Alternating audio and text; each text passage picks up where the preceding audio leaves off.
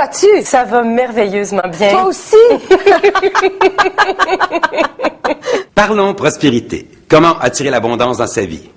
L'argent étant une énergie, tout comme le reste de la matière, il faut donc l'apprivoiser.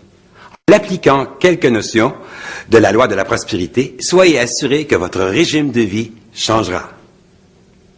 Ce n'est pas une loi difficile, mais elle renferme certains éléments majeurs qui auront beaucoup de répercussions sur l'équilibre de votre portefeuille financier.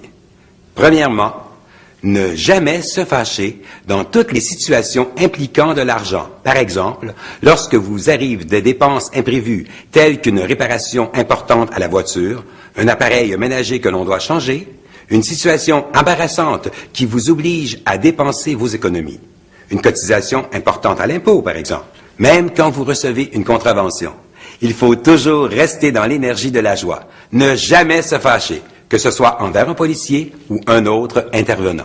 Deuxièmement, changez votre manière de penser. Arrêtez de croire que vous n'avez pas de chance, que vous êtes né pour un petit pain, que vous n'avez pas le droit de vivre dans l'abondance ou dans l'aisance financière. Attention, la loi de prospérité ne veut pas dire nécessairement dans la richesse. Elle signifie de bien vivre dans son propre créneau de valeur. Troisièmement, ce point étant à la fois le plus facile, mais aussi le plus difficile à mettre en application. Chaque fois que vous devez débourser une somme d'argent, que ce soit en espèces, en chèque, par carte de crédit ou bancaire, ou par virement, c'est au moment même de la transaction que vous devez dire dans le silence de vos pensées, « Cela me revient décuplé », ce qui veut dire multiplié par 10. J'insiste sur le mot « au moment même de la transaction ». Ce n'est pas quelques minutes plus tard que l'énergie de la prospérité sera en activité. Il faut en prendre l'habitude, que cela devienne un automatisme dans votre manière de penser. Et à chaque fois que vous faites une transaction, lorsque vous dites merci à quelqu'un pour un service rendu, vous ne réfléchissez pas. C'est automatique. Avec le temps, vous y arriverez. Vous aussi, et croyez-moi, l'équilibre de vos finances se portera à merveille. Dans quelques temps d'ici, vous constaterez les retombées de cette loi. Elles se présenteront de 1001 façons et à chaque fois vous saurez reconnaître cette loi extraordinaire.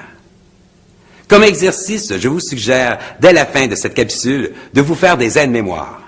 Inscrivez sur votre chéquier un X en gros caractères, suivi du chiffre 10. Prenez des autocollants et placez-les sur vos cartes de crédit, cartes bancaires.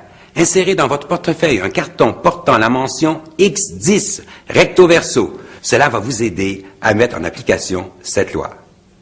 À chacun de vous, vivez une merveilleuse journée. Ciao!